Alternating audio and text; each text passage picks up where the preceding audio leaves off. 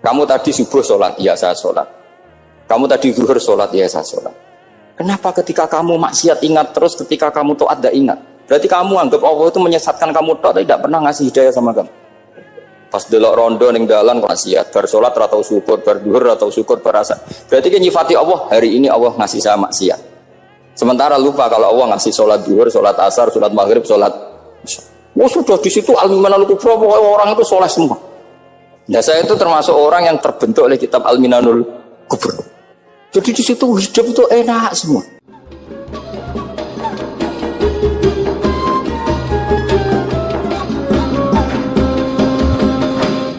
Saya termasuk orang yang meskipun masih muda itu gak pati-pati mati. Karena bukan berarti saya mesti soleh, mesti husnul khotimah, ya enggak.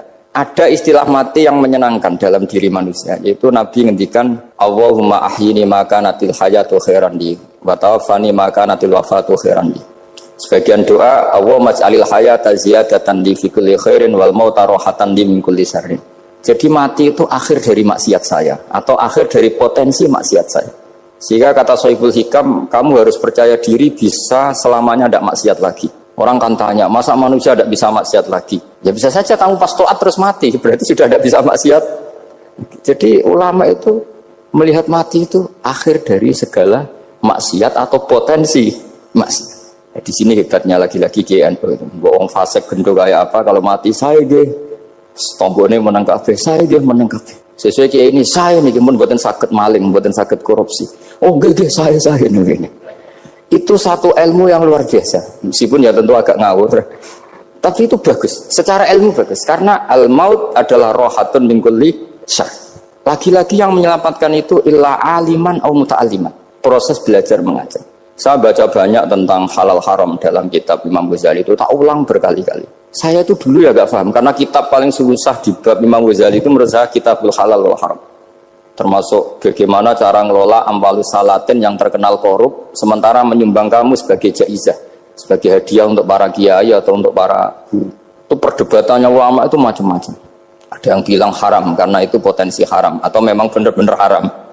Ada yang bilang boleh karena kalau yang pakai kamu untuk kebaikan, kali dipakai mereka ruwet. Kebetulan yang partai ini lebih besar, alhamdulillah. Terus dikiaskan sama ghanimah. Lagi-lagi karena baca, saya itu pernah ditanya seorang dosen di Jogja, Gus saya ini muslim mulai kecil dan saya peneliti, saya pernah sekolah di mana-mana. Yang ganjil dari saya tentang Islam itu satu, yaitu ghanimah.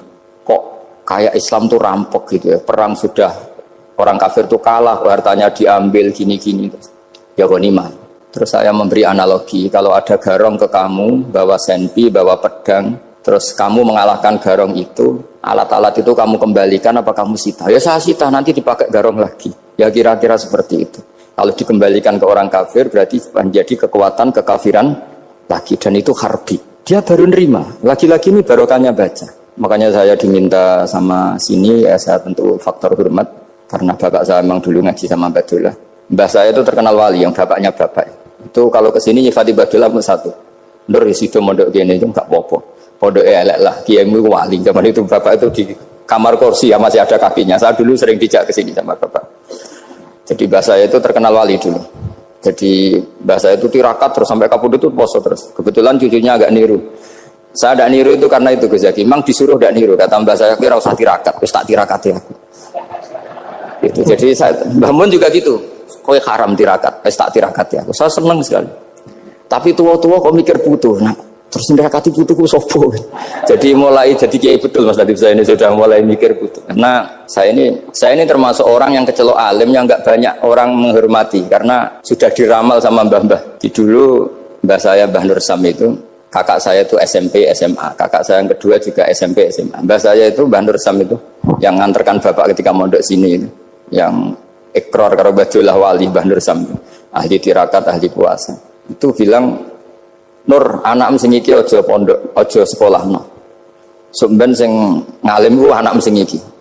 Ketika saya hampir tamat SD sama mbah saya Tuban, mbah saya Naruan juga di Sabdo begitu. Singkat cerita sama Mondok Sarang. Mondok Sarang pertama langsung dikenal Mbah Mun, wong anak kiai jadi langsung dikenal. Didoni macam-macam terus jadi wong alim juga ada yang ngelem. Biasa aja untuk dongane sepuh-sepuh. Ya sebenarnya agak kecewa ya, saya inginnya kan dianggap prestasi gitu, ternyata dianggap doanya orang-orang sepuh.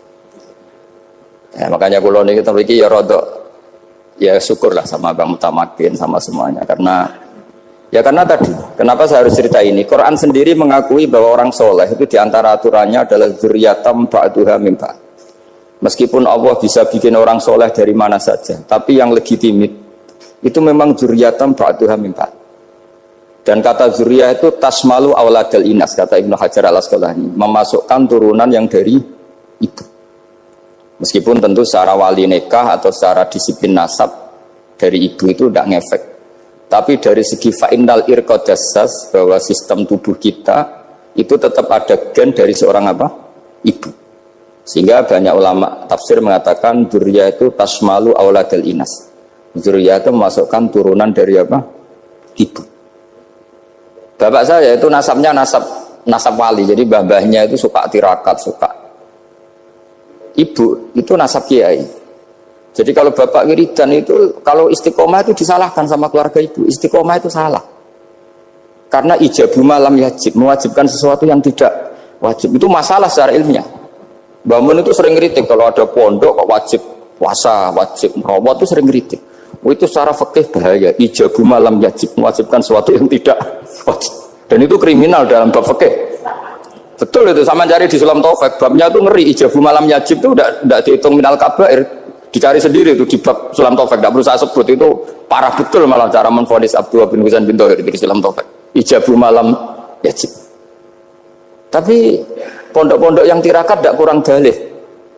Niki boten majibaken, ngelatih. Boten majibaken tapi napa?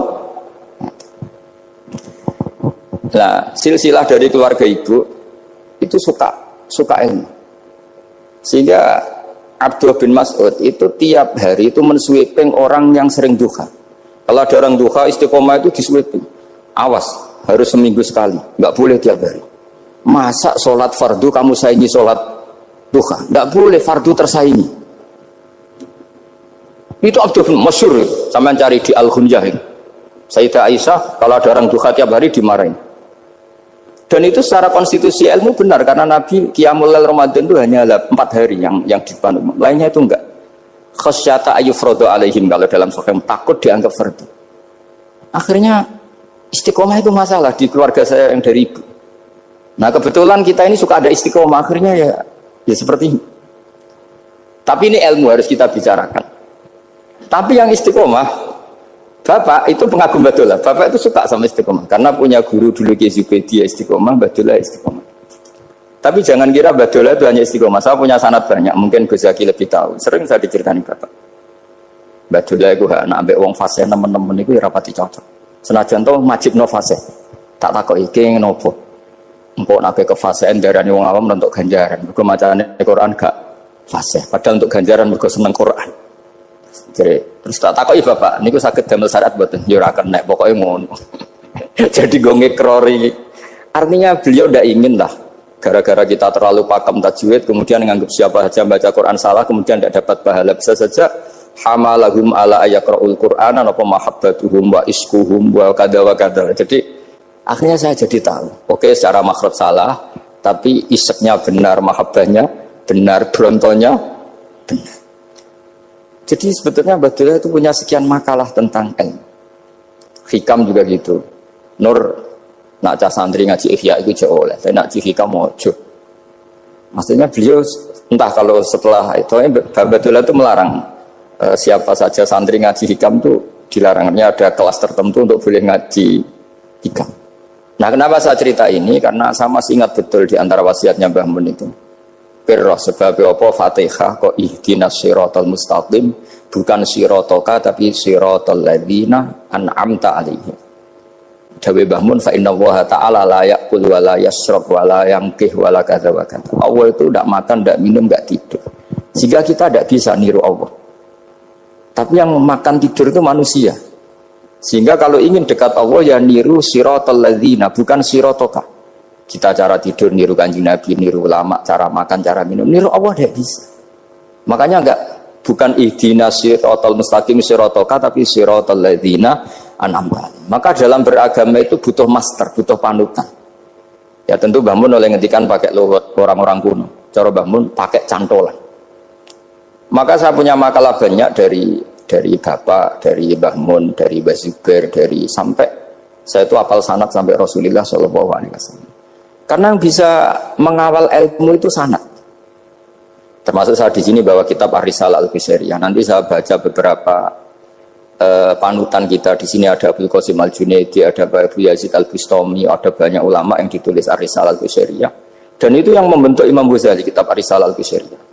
Tapi sekarang kita ini tidak belajar lagi tentang tasawuf. Tasawuf itu Abdul Qasim Al-Junaidi jadi wali itu bukan wiridannya terlalu banyak, enggak. Beliau pernah bikin satu kalimat yang menjadikan Allah itu ridho. Kalimatnya begini, kalau malam beliau wiridan gini, ya Allah, kenapa engkau ngasih rezeki saya, padahal engkau tidak butuh saya. Kalimatnya sederhana. Kalau seorang majikan ngasih servis sama karyawannya, memang butuh pekerjaannya. Orang tua ke anak butuh kasih sayangnya. Tapi engkau ini zat yang tidak butuh saya, tidak butuh kita, ngapain ngasih? Jadi punya sisi betapa Allah itu luar biasa, wong tidak butuh kok. Ngasih itu kan luar biasa. Jadi karena mensifati seperti itu Allah itu ridho. Itu luar biasa. Normalnya orang memberi itu kan, apalagi orang memberi kiai itu kacau sekali. 1.000 jaluk swarga. Salam template 1 juta aja jaluk kok. Swarga itu parah lagi. Nanti kalau enggak masuk surga diundat-undat. Itu ngeri lagi itu 1 juta minta apa? Surga.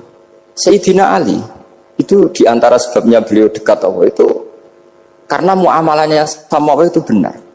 Di antara muamalah itu yang diriwayatkan di kitab Ar-Risalah Al-Qusairiyah adalah masyhur itu. Kafani izzan antakuna li rabban wa kafani fakhran an akuna laka abdan. Tiap malam dia beritanya itu, ya Allah, saya sungguh sangat mulia karena engkau yang jadi Tuhan. Coba kalau saya dituhani manusia yang mati atau dituhani siapa yang mati juga.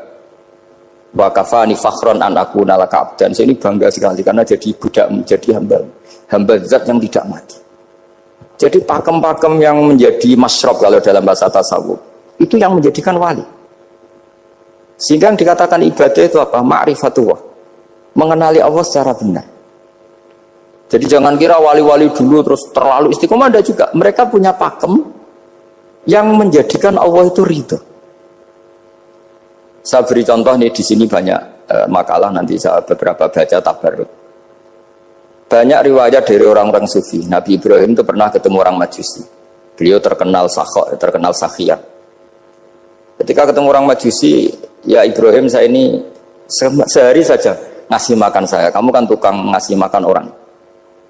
Terus, ya tapi bisyarti antus lima, kamu harus Islam. Fakihnya Nabi Ibrahim adalah kalau saya menolong dia berarti nolong orang kafir. Setelah orang itu lewat berlalu karena Nabi Ibrahim nggak mau hormat, Allah memberi wahyu ke Nabi Ibrahim. Kenapa ya Ibrahim tidak kamu terima 1 hari, kamu kasih makan 1 hari? Ya karena dia Majusi. Kata Allah, dia umurnya berapa? 60 tahun. Tanyakan, pernah kelaparan kan hanya hari ini? Iya ya Allah. 60 tahun dia kafir tak kasih makan. Minta kamu sehari aja kok nggak boleh. Akhirnya Nabi Ibrahim dipanggil orang Majusi, dikejar dipanggil. Ayo tak kasih makan 1 hari. Kok kamu sekarang jadi baik? Habis ditegur Tuhan. Terus kata, ahakada yu'amiluni. Apa seperti itu Tuhanmu mengu'alamalai saya? Ya na'am. Akhirnya Islam orang Majusi. Jadi itu lagi-lagi ilmu. Jadi yang dikatakan ilmu itu satu teori atau kalimat atau apa saja yang menjadikan kita ini pakem. Meskipun pakem itu kadang sulit diterima orang-orang khusyuk. Orang khusyuk itu ya nyun sewu ada sisi nakalnya. Makanya Mbah Mun sering kayak jargon masyhur. Zada khusyuan, zada jahlan, tambah khusyuk tambah bodoh. Bukan bodoh dengan makna salah itu enggak. Memang kadang terus anti ilmu. Misalnya gini, ini contoh yang karena saya ini mengkhidmati ilmu, saya beri contoh yang urusan ilmu. Ada orang sujud diinjek orang fasik, kepalanya diinjek orang fasik. Terus si orang yang sujud tadi ini ada di Sahih Muslim, juga ada di Ihya. Wallahi la yaghfirullahu laka, pakai sumpah, wallahi la yaghfirullahu laka. Allah langsung mewahyukan ke Nabi fi hadzal zaman, fi tilka zaman atau fi dzalika zaman. Man dzalladzi yata'alla alayya alla aghfira li fulan qad ghafartu lahu wa ahbattu amalak. Katakan ke orang itu, siapa yang mencatut nama saya yang hanya berstatus tidak memaafkan. Itu enggak fair. Saya ini Tuhan kok bisa yaghfir, bisa yu'adzib. Kok sifat saya tinggal 1 yu'adzib, itu gimana? Dicatut separuh itu Allah tidak terima. Tapi kalau kita baca Quran, saya ini sama orang fasik ya benci. Wong saya ini orang soleh, setidaknya pura-pura soleh lah. Karena di depan para kiai. Tapi mau tidak mau, ketika Allah mensifati dirinya tentang orang munafik gimana? Wa yu'adzibal munafiqina in sya'a au jatuh. Itu cocok tidak cocok, potensi memberi tobat itu ada. Meskipun sama kalau orang munafik, tapi ya tetap bacanya wa yu'adzibal munafiqina ya in sya'a au jatuh. Rasulullah kayak apa bencinya dengan Wahsy karena qatilu Hamzah. Tapi Nabi tunduk sama konstitusi Quran. Laisa laka minal amri syai'un aw yatuba alaihim aw yu'adzibah. Akhirnya Allah malah memberi tobat sama qatilu Hamzah yaitu Wahsy.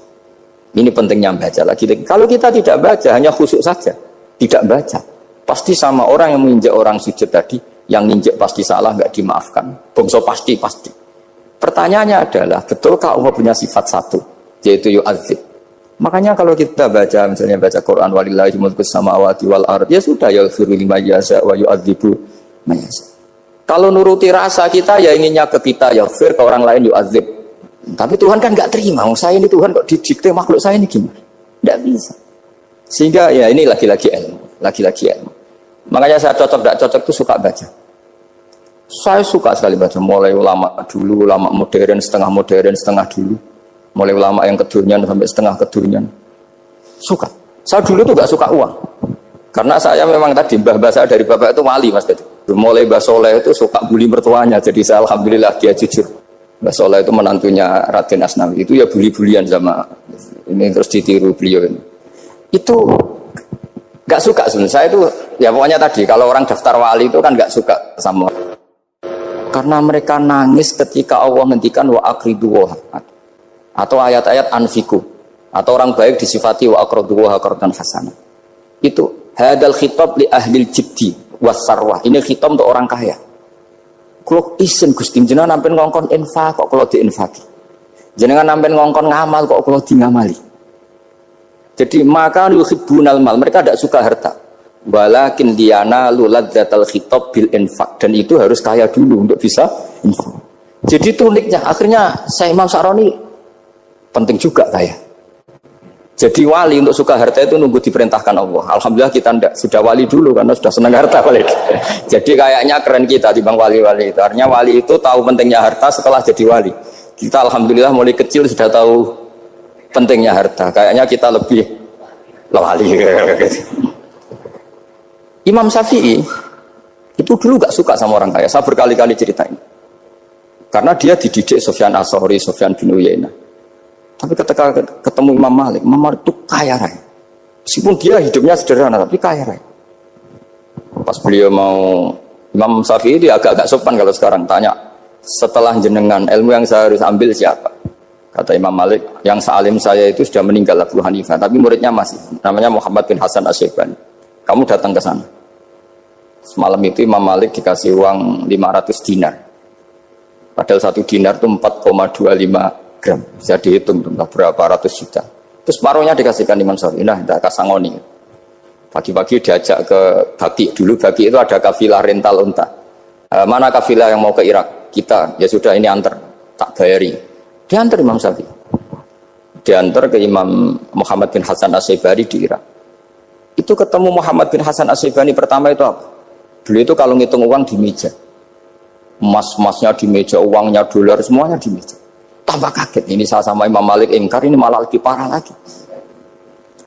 Kata Muhammad bin Hasan Asy-Syaibani, "Atajabu min hadza." Kamu kagum dengan ini, merasa aneh? Iya. Ya sudah, ini tak kasihkan orang fasik, tinggo demenan, tinggo judi. Jangan, jenengan saja. Kalau jenengan kan orang soleh dipakai kebaikan, berarti orang soleh boleh kaya. Angsal-angsal kan besar. Semenjak itu Imam Syafi'i kebablasan. Sampai fatwa kiai fakir itu haram. Kiai bisa bikin rumah bagus, bikin rumah jelek, haram. Suasa al-Islam ya Allah wala yulah. Nah lagi-lagi kebetulan kita sebelum ngaji Imam Syafi'i sudah seperti itu. Jadi ini justifikasi.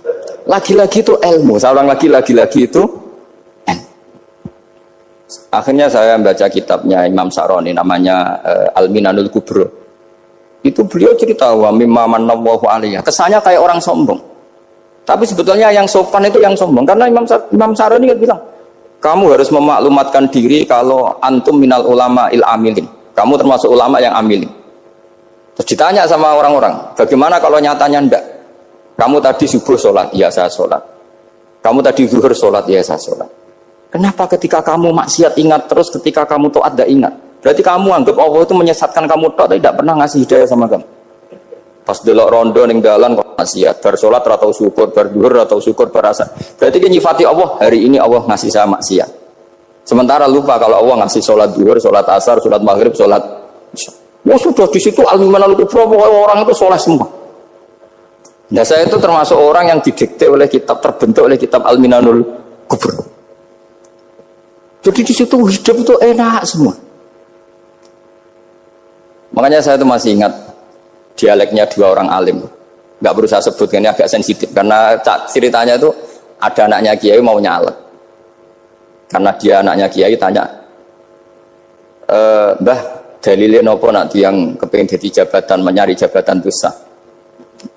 Kalau yang jawab tak sebut gak apa-apa namanya. Jawabnya Mbah Mun, oleh gak apa-apa. Nabi Yusuf juga boleh jabatan. Terus beliau baca qalat alni ala khuzainil ardi inni khafifun alim. Nabi Yusuf juga boleh jabatan ya Rabb. Didebat sama orang alim. Itu Nabi Yusuf syariatnya itu mansukhoh bi syariati Rasulullah Muhammad sallallahu alaihi wasallam. Setelah tamunya pulang, Mbah Mun dibantah gitu. Dari Mbah Mun gini bilang, anut kiai wae oleh pemenang anut nabi. Sama ingat kalimatnya. Anut kiai wae oleh pemenang anut. Artinya Nabi Yusuf kan minta jabatan ij'alni ala khuzainil ard. Jadi akhirnya semenjak itu fikih-fikih ilmu tadi saya ulang lagi. Akhirnya saya cari, termasuk saya disuruh bangun. Saya golekno dalile nak wong soleh kok oleh jabat. Katanya wong dalil kok diorder saya ya sempat. Ternyata saya cari-cari ya tadi am yahsudunan nasa alama atahum wa min fadlih faqad ataina ala Ibrahim alkitab wal hikmata wa atainahum mulkan azim. Keluarga Nabi Ibrahim di antara sifat yang disebutkan Allah adalah dikasih mulkan azim. Sebab itu akhirnya kiai Indonesia itu mazhabnya Safiyah semua. Politik ya kerso, jabat ya kerso, proposal ya kerso. Saya ini, maksud saya ini yang menyelamatkan ilmu. Kalau orang khusyuk pasti gedeng. Kiai kok kirim proposal, kiai kok para pejabat. Tapi orang ilmu setuju.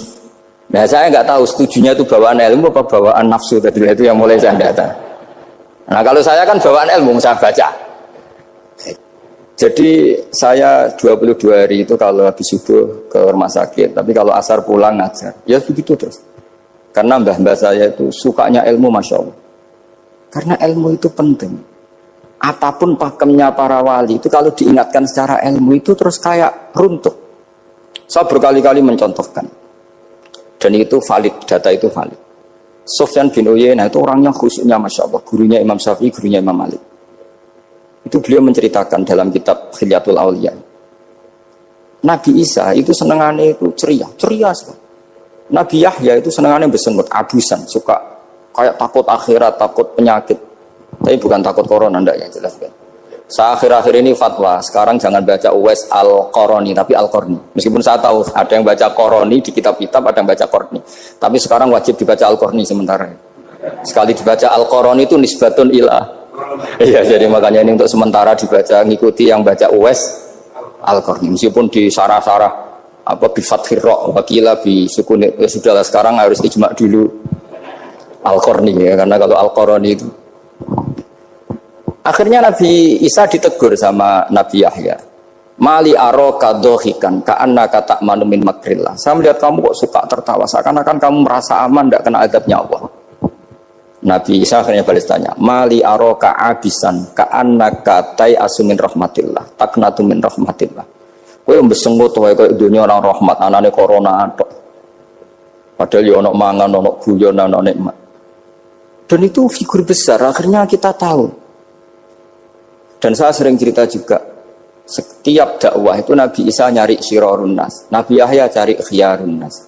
Tentu alasan Nabi Yahya gampang, berteman orang baik itu baik lah, nyaman, terus akibatnya juga baik. Nabi Yahya enggak. Limada tanzilu ala syirarin nas. Kenapa kamu singgahnya ke orang-orang yang buruk? Ana tabibun udawil marto. Saya ini dokter, tentu menyembuhkan yang sakit. Akhirnya terus di Indonesia banyak kiai yang kancanan orang fasik ya banyak. Tapi ya tentu yang benar itu yang mensolehkan yang fasik. Yang mesti salah yang menjadi fasik karena ketularan yang Tapi itu lagi-lagi apa? Ilmu yang bisa menjadikan kita percaya itu ilmu. Saya tuh suka sekali baca kitab yang berbeda. Saya sekarang baru belajar kitab orang-orang Hanafi, orang-orang Maliki. Saya kemarin dikirimin hadiah oleh keluarga Pak Kures, ada tanda tangannya Pak Kures dari Habib Ali, dari keluarga beliau. Ciri kitab namanya itu Sarah Bukhari, yang dikarang orang India, orang modern, Anwar ya, Anwar Shah, orang-orang India ya, orang Shah. Itu beliau termasuk mujaddid kalau dalam perasaannya orang India. Mensarai Bukhari ya, kira-kira sanadnya Sayyid Muhammad ke beliau itu 3 atau 4. Beliau termasuk orang-orang yang bisa membentuk India seperti itu. India kan banyak syurahul hadis, termasuk Waliullah Ad-Dahlawi, terus Syekh Yusuf Al-Kandahlawi, banyak lah saya. Itu beliau cerita di kitab-kitab itu bahwa ilmu itu harus diungkapkan. Terus beliau cerita banyak tentang kewalian. Sampai dalam cerita kewalian itu unik. Dan terus kayak jadi wali itu gampang sekali. Ya diantaranya itu wali itu mau modal rasido.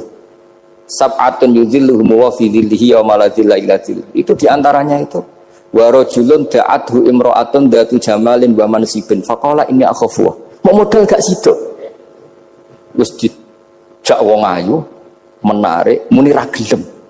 Modal ra gelem iku iso dadi wah iku yuzilluhum wa fi dhillihi yauma la dhilla ya. Nah, masalah kita ora digelemi lah, itu masalah. Itu sangat. Jadi gampang sekali dalam kitab Al-Minanul Kubra. Dan kalau baca itu enak. Misalnya gini. Tentu masa lalu kita yang buruk itu tidak diceritakan orang lain. Dan itu kadang karena gengsi. Tapi kalau melihat hadisnya Nabi itu gampang sekali. Kullu ummati mu'afan ilal mujahirin. Umatku semua itu dimaafkan kecuali yang memperlihatkan salahnya, dosanya. Jadi nggak boleh kalau sampean sekolah nggak naik kelas cerita anaknya. Kalau saat dulu nggak naik kelas, kalau punya utang koperasi nggak pernah bayar, nggak boleh cerita seperti itu. Kalau ditanya bapak dulu pinter nggak? Oh pinter sekali. Harus bilang gitu, pinter sekali. Pernah ranking pak? Ranking sekali sudah nggak apa-apa itu. Meskipun dengan makna yang lugawi ya.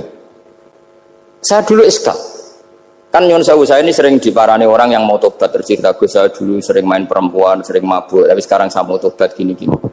Karena ini orang awam, tak terima. Tapi saya bilang gini, kamu jangan cerita ke anak kamu. Terus dia cerita, tapi kan saya harus jujur. Karena ilmunya dia baru terlalu jujur itu penting gitu. Terus pokoknya menurut kula ora oleh cerita, pokoknya ora oleh cerita. Ya Gus oke nurut. Setelah itu saya nyari-nyari sarah, termasuk kitab itu. Kok bisa orang yang tidak mujahirin, orang yang menutupi salahnya malah dimaafkan, yang cerita jujur pernah salah malah tidak. Sangat-sangat bener. Misalnya seorang bapak cerita, "Cung aku dhisik nak pacaran tak ambung." Misalnya, anaknya mesti suatu saat kan dia puber. Mesti nak ngambung niru bapaknya. Nah, kalau yang cerita itu ribuan atau jutaan. "Cung aku zaman yang pondok iku rezekiku kok bodoni." Kan terus jadi syariatun mutabah. Apalagi yang cerita ini ternyata jadi kiai, ternyata gitu ya tetap jadi kiai. Jadi kalau pura-pura soleh di rumah, pura-pura soleh, seakan-akan di pondok tidak pernah kodok, tidak pernah setor meluntir, tidak pernah apa kan? Katanya, lalu lucunya, oke itu alasan. Alasannya Imam Ghazali itu paling masuk akal. Ini saya cerita, illa aliman barokahnya baca Imam Ghazali. Fa inna Allaha ta'ala yakrahu zuhurul ma'asi. Wa min asbabi zuhur adalah al-mujaharah. Karena Allah itu gak suka maksiat itu begitu kelihatan. Dan awal dari kelihatannya maksiat adalah semua orang cerita. Akhirnya maksiat dianggap biasa saja. Jadi kalau semua orang cerita zaman mondok nakal itu akhirnya semua orang yang nakal. Oh itu niru kiai ini, karena ini niru kiai. Kan repot. Tapi kalau semua kiai sok suci atau suci betul, dan semoga ya suci betul, kan yang maksiat, yang mau maksiat ini gak punya alasan. Karena masternya gak pernah maksiat. Meskipun sebagian yang sultan nggak pernah konangan, nggak tahu, pokoknya yang penting seperti itu. Itu hebatnya konsepnya. Saya dulu ya iskal loh. Kok? Ya tadi kullu ummati mu'afan illal mujahirin. Saya dulu iskal kan. Tapi setelah baca Ihya kata Imam Ghazali, karena Allah itu nggak suka zuhurul ma'asi. Allah nggak suka kalau maksiat terlalu muncul. Dan termasuk sebabnya muncul adalah setiap orang jujur menceritakan masa lalunya. Sebab itu kita sebagai orang Islam yang entahlah istilahnya apa, kalau istilahnya Mas Najib Islam Nusantara atau moderat macam-macam lah. Saya termasuk orang yang sebetulnya ingin nggak setuju, bukan karena menentang. Nanti ngapalkan firqahnya kebanyakan. 72 aja ngapalkan banyak, ditambahi Islam Nusantara, Islam moderat, Islam garis. Apalagi itu? Oh, garis lurus. Ada yang lagi lucu. Ya, macam. Tapi setelah saya ulang lagi, setelah baca banyak, itu akhirnya menjadi tahu. Karena apa ya? Fitrah salimah kita. Misalnya gini, ada cerita di kitab-kitab. Nabi Musa pernah istisqa nggak mandi. Kan nggak terima, dia seorang nabi kok istisqa nggak mandi. Saya ini kali muka ya Allah, kenapa doa saya nggak mandi? Terus kata Nabi, kata Allah, inna fihim namaman, di antara yang berdoa sama kamu yang istighosa kubro itu ada yang namaman, tukang adu-adu. Nabi Musa ngajarin Tuhan, ya Allah kan gampang, kasih tahu dia siapa tak usir supaya tidak ikut istighosa, akan selesai. Terus dari pengiran lucu. Saya ini Tuhan, anha anin namimah. Saya ini Tuhan yang mengharamkan namimah. Maka saya tidak akan nama. Anha anin namimah wa akunu namaman. Saya ini mengharamkan adu-adu kok terus. Dudono sing kan ya sudah Gusti kalau gitu. Lalu solusinya gimana ini? Nanti solusinya gimana Tuhan? Ya sudah kamu nyari hamba saya yang namanya ini. Cari sama Nabi Musa. Ketemu orang namanya hitam. Makanya saya sama Mas Nadim itu sungkan karena di antara wali itu ada yang hitam. Oh hitam terus nggak apa-apa ini biar impas, biar saya sampean bisa jadi wali karena madlum. Itu ketemu. Setelah ketemu sama-sama nur. Anta bareh, ya saya bareh. Terus anta Musa, ya saya Musa. Kenapa kamu tahu? Dikasih tahu Allah. Ini karena sama satu nabi, satu wali. Terus saya ini mau istisqa gak mandi, tapi sama Allah disuruh minta doa sama kamu. Itu doanya tuh ngawur sekali, bukan sekedar ngawur sekali. Ya Allah, apa engkau sudah tidak punya stok air sehingga tidak ada hujan gitu? Apa angin-angin sudah tidak nurut sama jenengan sehingga tidak bisa menghalau awan untuk menurunkan hujan? Faka ada Musa ajab disawi, itu di semua kitab. Musa hampir saja jotos, dianggap doa yang tidak sopan. Tapi kata Allah, la tadribhu ya Musa fa innahu adhakani fil yaumi salasa marrat. Dia bisa bikin senyum saya sampai 3 kali kan. Loh soal mereka maksiatuhum la tadurruka. Maksiat mereka itu tidak ngefek ke engkau kok jenengan pertimbangkan. Maksiatuhum la tadurruka. Akhirnya langsung hujan. Jadi kadang doa itu ada yang ngawur. Maksiatuhum, makanya saya itu kadang berani berdoa Indonesia aman. Secara fikih ya kadang kok nak gak ono apa-apa sing maksiat meneh. Kadang yo mikir. Yo nak sing taat meneh, tapi kok nak ora ono apa-apa sing maksiat yo maksiat meneh. Saya pernah ketika Jogja sering gempa itu pernah mau berdoa. Ya Allah semoga bebas dari gempa, tapi terus saya mikir. Memang kalau nggak ada gempa ya yang sholat aman, tapi yang maksiat juga daripada menggurui Allah sudahlah, tidak berani berdoa saya sudah Gusti ini dunia ini jangan pun terserah jenengan. Tapi saya sebagai orang muslim sing apian kan ya kepengin arham linnas. Boleh dalil lu kangelan, tapi gara-gara baca kibarek tadi maksiatuhum la tadurruka. Maksiat mereka itu tidak bahaya bagi kita. Pun Gusti ra usah kakean pertimbangan pun udan mawon. Udan langsung. Lagi-lagi karena baca. Termasuk di Al-Minanul Kubra itu ada cerita tentang Nabi Isa. Cerita itu tidak hoax, ini kata Imam Sa'roni. Ada orang itu perajin sepatu, perajin sandal. Ya Allah, engkau itu bilang butuh sandal ukuran berapa, nanti tak bikinkan. Engkau bilang kendaraan kamu apa, nanti saya yang fasilitasi ada ini. Pakaiannya kalau dames. Apa, pokoknya saya ingin khidmah sama jenengan. Terus Nabi Isa yang terkenal baik itu, ya faham mabibat sih, hampir saja dibukut. Terus kata Allah, jangan Isa. Dia muji saya sesuai yang dia ketahui. Lagi-lagi baca. Jadi tidak bisa kita mengadili orang lain, ini kalimat ini tasbihu wa bil khalqi, itu tidak bisa, tidak segampang itu. Kecuali yang ngomong orang-orang Mu'tazilah atau orang-orang Khawarij mungkin kita lawan karena berdasar ilmu. Kena lugu rusak. Karena orang lugu itu gimana ya? Seperti Ahmad ditanya, kamu mukminah? Terus dites sama Nabi, aina Allah fa asyarat ila sama. Allah di langit. Coba kalau kamu tauhidkan, Allah la yakhullu fi makanin. Berarti kan masalah itu karena Allah laisa kamitslihi. Saya juga pernah diprotes kiai, kenapa ada istilah senyum, istilah susah, Gus? Padahal Allah nggak pernah susah. Tak tanya kiai itu, saya kan sering bilang Allah susah, Allah apa? Gus, kok gitu? Padahal Allah kan nggak pernah. Tak tanya, kamu hafal Quran? Enggak. Ya sudah, baca aja ayat falamma asafu nantakomna minhu. Itu dari asafa itu kan asifa ya safu asafan. Diikutkan wazan afala berarti asafa yuksifu. Berarti kayak dengan atal. Ya ata yati itianan, kalau ingin wazan afala kan ata yuti ita, sama dengan falamma asafu mongko sumangsani gawe susah sapa Fir'aun wa kaumu nah ing ingsun. Fir'aun mari ribet, mari aku susah, aku pengiran jadi tandingi intakomna minhum kataku. Akhirnya dia itu bilang jebule ning Quran yo istilah Allah susah. Iya sembol aku iki aku hafal Quran dadi spontan bahasaku mbok salah mbok ora iki ana kembarane Quran. Sampean masih khusyuk ora hafal Quran akhirnya yang ngene iki kata saya. Akhirnya jebule ilmu itu penting wis suwe nah ilmu itu penting kata saya. Jadi ini lagi-lagi illa aliman au muta. Jadi saya tuh dapat barokahnya ilmu. Saya sebagai manusia ya takut mati, tapi tadi kalau kadang-kadang melihat mati itu rohah min kulli syarrin. Kita ini meskipun nyun sewu sekarang enggak zina, enggak korupsi, potensi itu tetap ada. Dan yang bisa mengakhiri potensi itu apa coba? Al-maut. Sehingga Nabi ngajarkan kita itu gampang sekali dalam beragama.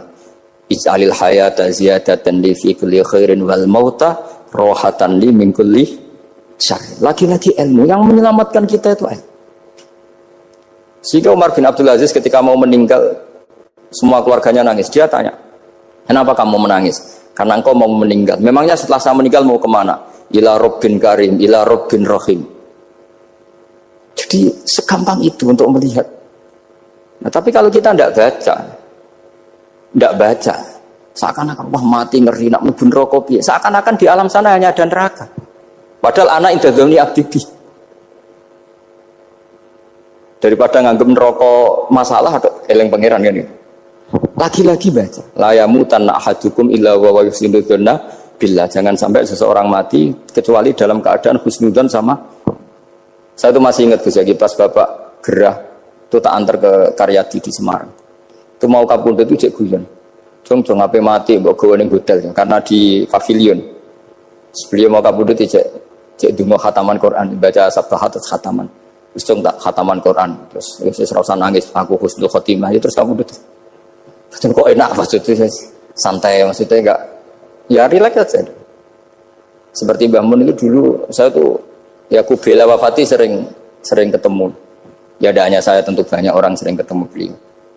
Jawabnya Mbah Mun, "Cung, aku nak mati Selasa berarti aku wong alim. Nak mati Jumat berarti aku wali." Kok penak kabeh berarti. Saya sebenarnya ingin tanya, nak Setu Mbah Tahat men. Tapi kok potongannya ora pantes itu. Ketika beliau nyatanya kapundhut Selasa berarti senang status alim. Artinya orang-orang dulu itu Imam Ghazali lebih parah lagi. Ya saya yakin ya semua orang Islam mati itu baik. Imam Ghazali lebih parah lagi. Itu beliau kapundhut. Itu orang yang perjalanannya 3 hari itu sudah datang semua. Sore beliau beli kafan. Terus beliau bilang ke adiknya, saya nanti kalau mati yang imami orang ini. Jangan makamkan saya sebelum diimami orang ini. Dulu udah ada WA-nya Mas Nadim, udah ada grupnya. Itu ketika beliau sudah beli kafan habis sholat subuh, alayya bil kafni, kafan saya bawa sini. Dikasihkan sama adiknya. Terus, ya Allah, ar-ridho bil intiqal ilal malakil. Jadi saya sudah ridho kalau ketemu engkau. Terus kapundhut. Adiknya bingung karena orang yang ditunjuk itu harus 3 hari perjalanan. Ternyata datang semua. Terus. Kok kenapa engkau datang? Ghazali wis kandha aku ini 3 dina yang lalu. Jadi aku langsung perjalanan. Pamit saja. Lalu kubu sebelah ini cerita Mas Nadi yang tukang tukaran sama kubu sebelah itu Mas Nadi. Kalau saya ini orang baik gak suka tukaran berarti masih orang baik. Yang aku orang baik itu penting cara kita Al-Minanul Kubra karena kalau ngaku orang elek berarti kenangannya Allah sama kamu itu bikin elek, tidak bikin baik. Itu cara pikiran Imam Sa'roni dalam Al-Minanul Kubra. Kamu kan boleh mengatakan saya habis makan, habis minum. Artinya apa? Kamu habis dapat nikmat. Kamu harusnya juga bilang, saya habis ngamalkan ilmu, saya habis dapat hidayat. Wong tadi kamu ya sholat subuh, kamu ya baca Quran. Susah opo sing ngakoni tahu apik dari Imam Sa'roni gitu. Senengane kok, kalau mau bermaksiat berdelok wong wedok. Memangnya Allah mau amalah mbek kowe mau elek tok atau mau amalah apik? Ini rada provokator, tapi ini cerita ilmu, ini cerita ilmu. Makanya saya kenapa tetap berpas Mas Adib, karena provokator meskipun itu asli, enggak karena baca. Kalau ini asli memang suka sombong memang asli. Tapi apapun itu kan tahu yang Mesir. Jangan-jangan bacanya itu. Saya baca kitabnya, dia ke makomnya. Imam Sa'roni kan orang pernah ziarah. Nah, makanya potensinya seperti itu. Jadi saya terus dulu saya itu nih Gus ya. Bapak itu SK. Bapak itu seneng kancanan wong mlete timbang wong sopan. Saya dulu ya SK. Bapak itu kancanan wong mlete itu. Suatu saat Bapak wafat, si pendereknya Bapak yang mlete ini tak kancan. Marah tuh orangnya. Marah. Terus angen-angen bener wong mlete. Jadi kalau tak tanya, mun sarapan Mbah wonge sepuh. Oh wis lho Gus, esuk-esuk wis kudu sarapan wajib. Wis rokok oh wis. Ternyata dia lebih gampang ngitung nikmat. Kok gak kerja, Bang? Nah, aku nang masjid di 10.000 kon ngino wong kerja ora usah, di 10.000 wis rojo iso mangan iso ngombe. Lha opo ngamula wong liya? Kan kok bener sesuai. Sementara sing sopan kurang ajar. Mbah mun mangan, terus ngenteni kerja angel kabeh mboten panen men ngenes kaya Allah ora tau mar. Oh mungkin karena ini Bapak. Jadi akhirnya sesuai ora pati. Kancanan wong sopan-sopan. Ternyata orang sopan ya kaca juga mau eling sisi panen akeh tak tahu. Mbah panen kathah. Mboten Gus namung meniki. Pokoke meluh terus. Jadi makanya ini kan apa-apa kalau berlebihan itu repot. Seperti saya pernah ditanya, kalau orang Jawa Timur itu hormatnya sama kiai, kalau sama orang biasa itu kurang hormat. Kalau orang Solo itu sopan-sopan, tapi ya sama-sama ada masalah. Kalau ada kultur semuanya sopan, nanti ya hum yukrimuna aliman wa fasikon wa solihan wa tolihan. Sopan yang berlebihan akhirnya sampai pernah ada seorang kiai latihan. Ini kisah nyata. Wong itu teman saya. Ketemu orang Solo dihormati. Sempat GR, barokahnya ilmu saya dihormati orang. Bareng sama orang fasik, orang macam-macam ya dihormati yang sama. Jebule padha wae. Artinya gini, kalau akhlak itu benar-benar kelebihan, tapi kalau berlebihan la farqa bainal alim wal jahil wal fas was soleh wat toleh, karena semuanya dihormati. Tapi kalau misalnya ada Jawa Timur yang membeda-bedakan manusia, kadang kita ini juga beratnya semua itu ibadullah, semua iyalullah, semua. Jadi terus kita ini mikir yang benar yang mana? Setelah mengkaji ilmu, lagi-lagi setelah mengkaji. Nah makanya saya ingin sekali ilmu ini harus dikembangkan terus. Karena saya kenalnya Mbah Dola, Mbah Sahal, semua masyayikh ini min haitsul ilm. Karena ilmu ini yang cukup. Islam itu enggak bisa dikawal dengan khusyuk, enggak cukup. Yang bisa mengawal Islam itu hanya. Sebab itu fa'alam annahu la ilaha. Makanya orang Khawarij itu kata Rasulullah syarrul khaliq. Kenapa orang Khawarij dibenci Nabi? Karena suka khusyuk, suka ibadah tapi tidak suka. Assalamualaikum warahmatullahi wabarakatuh.